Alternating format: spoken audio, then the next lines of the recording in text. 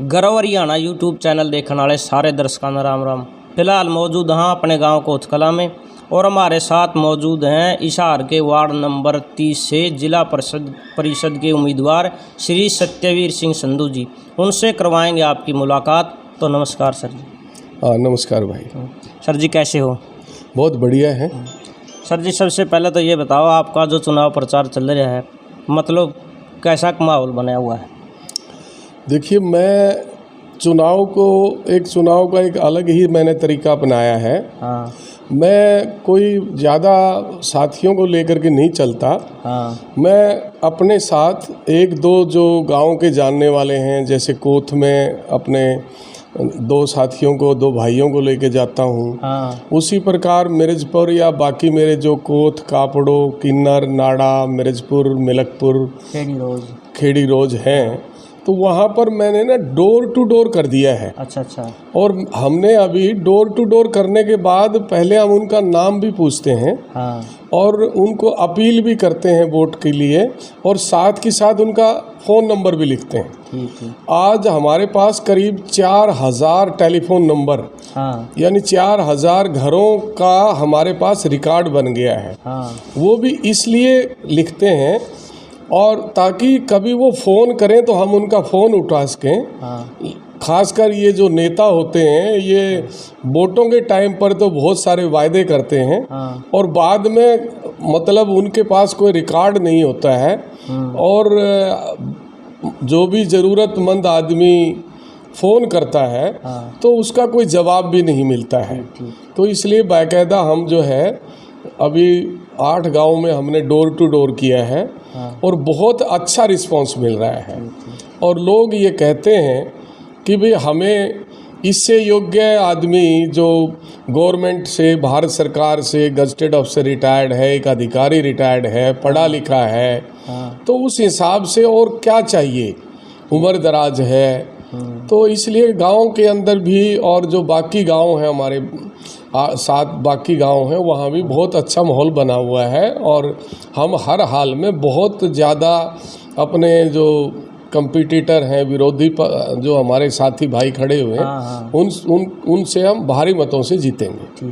तो सर जी सबसे पहले मैं आपसे मतलब ये पूछना चाहूँगा कि आप अपना मतलब शिक्षा दीक्षा और अपना परिवार के बारे में अपना परिचय दीजिए। अच्छा, मैं गांव कोतकला में 1957 में पैदा हुआ था। हाँ। 19 अक्टूबर 1957 को। हाँ। मेरे पिताजी फौज में थे।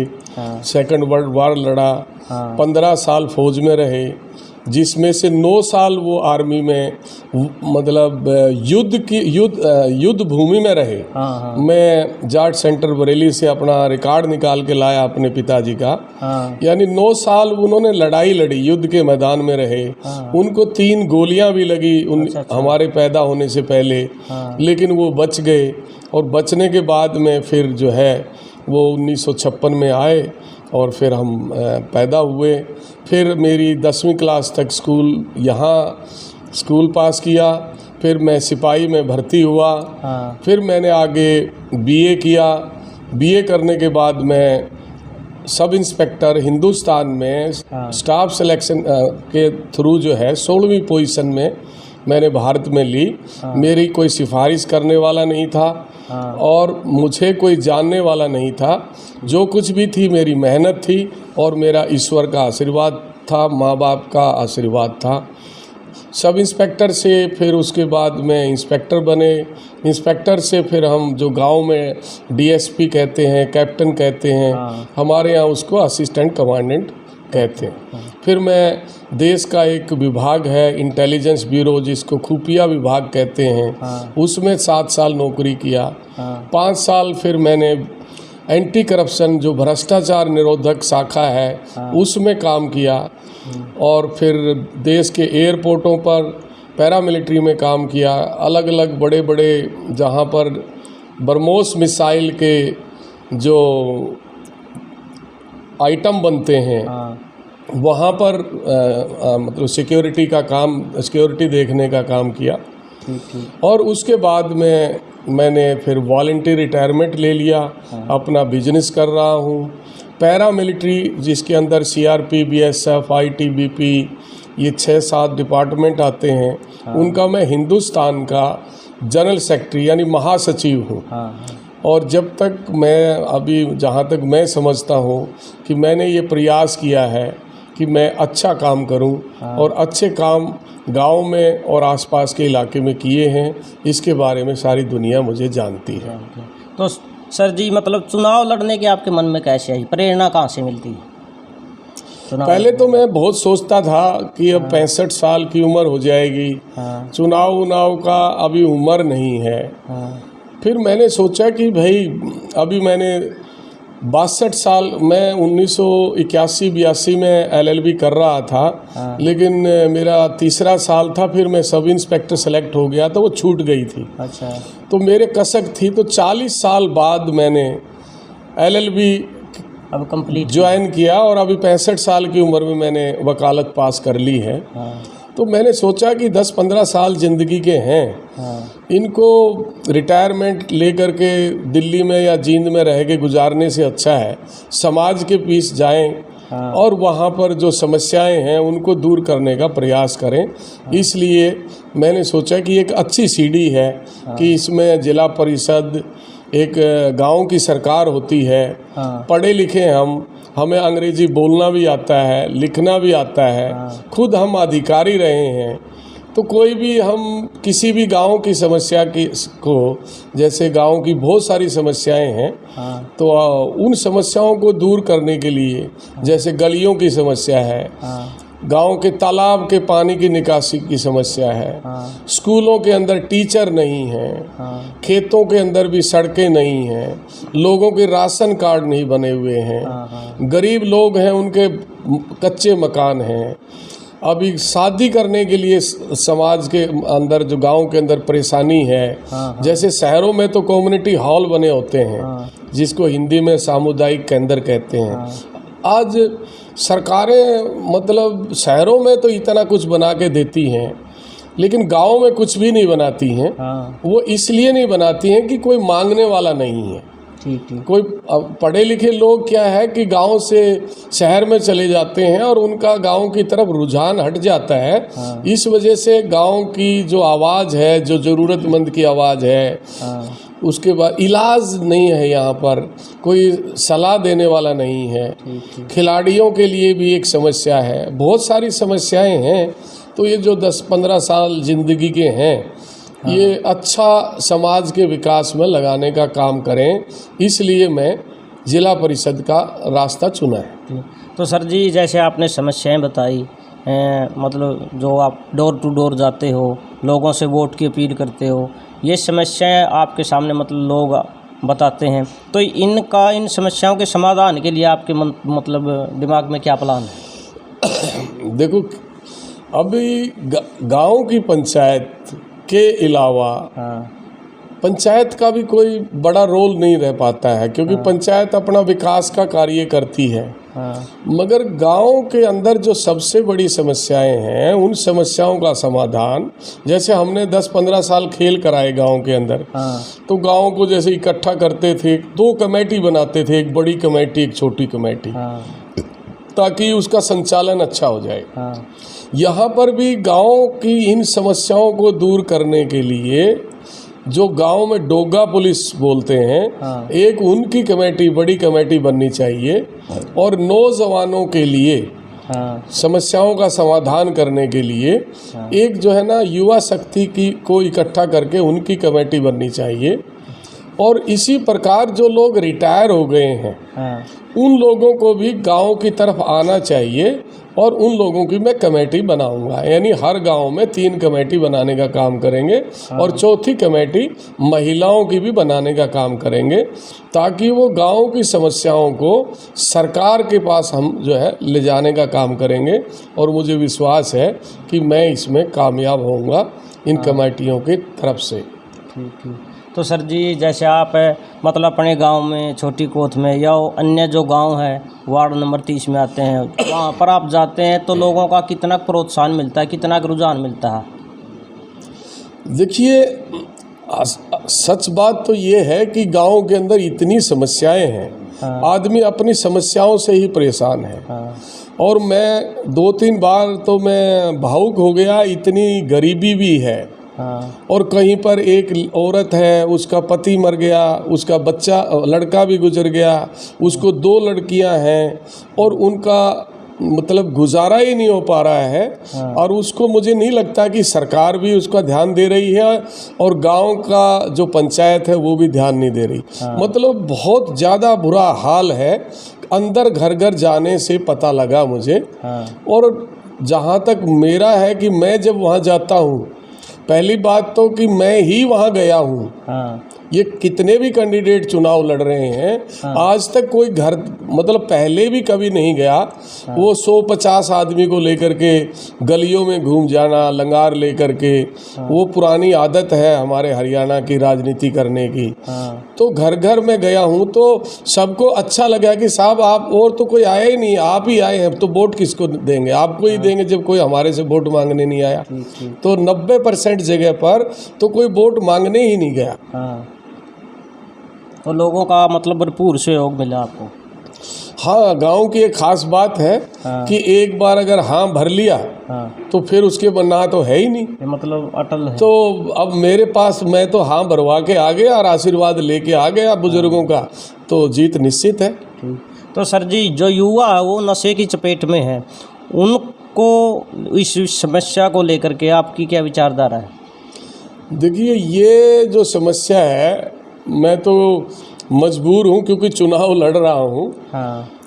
असल में तो गांव को, हर गांव को इकट्ठा होकर के हाँ। चुनाव आने से पहले ये फैसला कर देना चाहिए, चाहे वो कोई भी चुनाव हो, जिला परिषद, सरपंच, एमएलए, एमपी, हाँ। कि कोई भी आदमी गांव के अंदर शराब जो है ना नहीं पिलाएगा। हाँ। ये जो शराब का चलन बन गया है, अभी हमारे गांव में शायद 1-2 आदमी तो शायद शराब से हर चुनाव में 5-4 जवान या बुजुर्ग जो है ना शराब से ही मर जाते हैं। मृत्यु हो जाती तो इसमें सरपंचों की या जिला परिषद की, अब जैसे मैंने किसी को आज तक शराब नहीं पिलाई, मैं 2 महीने से, आपको भी पता होगा कि मैं किसी को शराब पिलाता ही नहीं हूँ। तो मुझे कहते भी हैं साहब आपके वोट कटेंगे। अरे वोट तो कटेंगे, वो तो चल जाएगा, लेकिन आदमी मर जाएंगे वो कैसे होगा?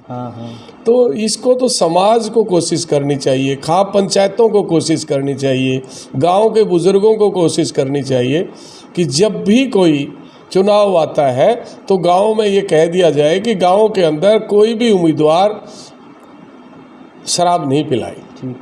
तो सर जी, खिलाड़ियों को लेकर के आपकी कोई विशेष व्यवस्था, जैसे उनके लिए ट्रैक वगैरह या खेल का सामान, जिम वगैरह, इसकी व्यवस्था को लेकर के आप क्या करेंगे? खेल कमेटी बनाएंगे। हाँ। नौजवानों को इकट्ठा करूंगा। हाँ। आपको शायद पता नहीं है, आप तो तब मेरे ख्याल पैदा छोटे होंगे। हाँ। मैंने जब गांव में खेल शुरू करवाए थे तो मेरे गांव की कोई टीम नहीं थी। हाँ। अभी पहलवान शायद बैठा होगा यहाँ, कृष्ण। तो मैं यहाँ जोगीवाड़ा में गया था, तो बच्चों को केले खिला करके मैंने कहा कि बेटे एक बार ग्राउंड में आ जाओ। हाँ। इस साल अगर आप हार जाओगे तो कोई बात नहीं। हाँ। तो गांव के अंदर हमारे पास टीम ही नहीं थी, और फिर वो खेल हर साल होते रहे, तो हरियाणा की नंबर 1 टीम हो गई थी कोतकलां की। हाँ। तो ये तो आदत डालने की बात है। आप किसी को दारू पिलाना सिखाओगे तो दारू सीख जाएगा, पढ़ना सिखाओगे तो पढ़ना सीख जाएगा, अच्छे काम करना सिखाओगे तो अच्छे काम करना सीख जाएगा। तो इन बच्चों को अब इकट्ठा करेंगे और इनके लिए जिस चीज़ की ज़रूरत पड़ेगी, चाहे वो जिम है, चाहे कोई भी सामान है, उनको प्रोवाइड करेंगे। बहुत सारे मेरे ट्रस्ट हैं जानने वाले, वो आएंगे, यहाँ पर हेल्थ कैंप भी लगाएंगे।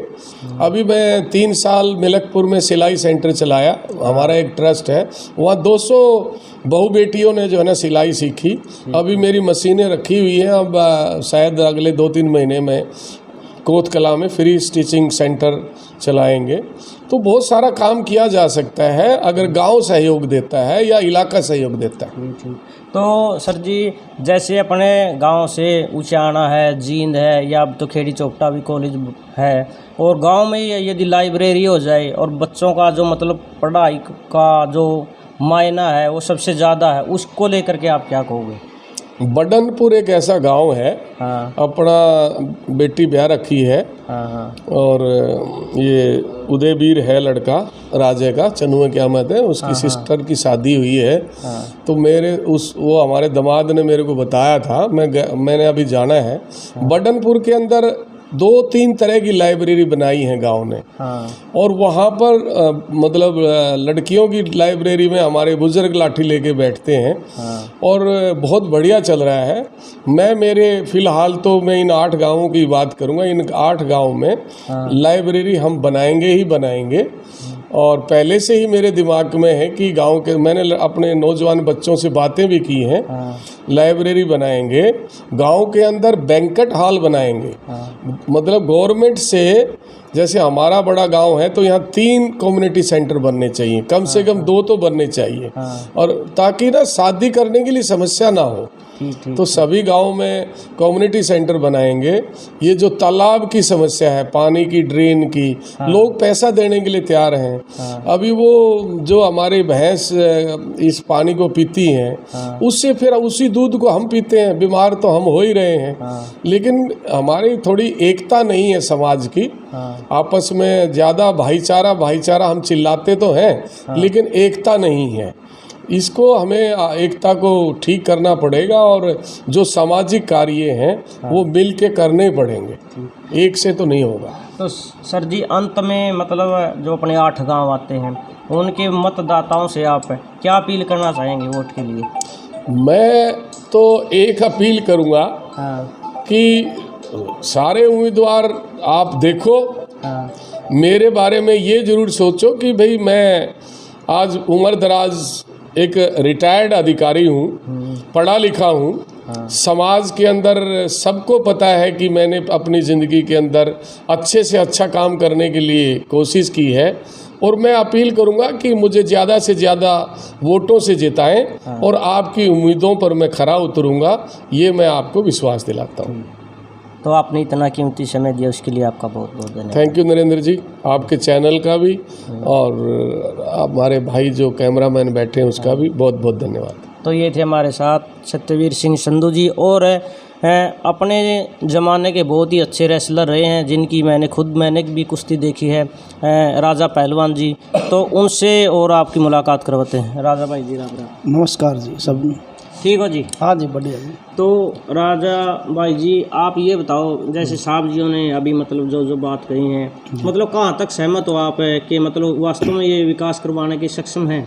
हाँ जी, बहुत बढ़िया। साहब का पूरे इलाके के अंदर इस बात के लिए चर्चा चलती है कि सत्यवीर संधू जी समाज के लिए पूर्ण समर्पित रहे हैं, और जितना भी लाइफ इनका बचा हुआ है उसके लिए भी पूर्ण रूप से समाज के भलाई के लिए, समाज के उत्थान के लिए, अपने भाईचारा बनाने के लिए 24 घंटे तत्पर रहते हैं। इतना मेहनती, इतने ईमानदार और इतने अपने बहुत बड़े अधिकारी अगर इस इलाकों को एक जिला परिषद के रूप में मिल रहे हैं तो ये हमारे इलाके का सौभाग्य है। तो जहाँ तक हमारा भी प्रयास यही है कि मतलब आने वाले समय में ये जिला परिषद बन के मतलब चेयरमैन के पद तक पहुँचे। बेशक जी, बेशक बहुत बड़ी बात ये देखिए रहेगी, अपने इलाके के लिए बहुत ही खुशी की बात रहेगी कि इतना बड़ा अधिकारी और जो इतना मेहनती 24 घंटे, मैं तो बड़ा नज़दीक से मैंने देखा साहब को, इतने मेहनती अफसर शायद ही इस इलाके को मिले जो सत्यवीर संधू जी कर रहे हैं। तो पहलवान जी, राम राम। धन्यवाद जी, आपका भी बहुत बहुत, आपके चैनल का बहुत बहुत धन्यवाद।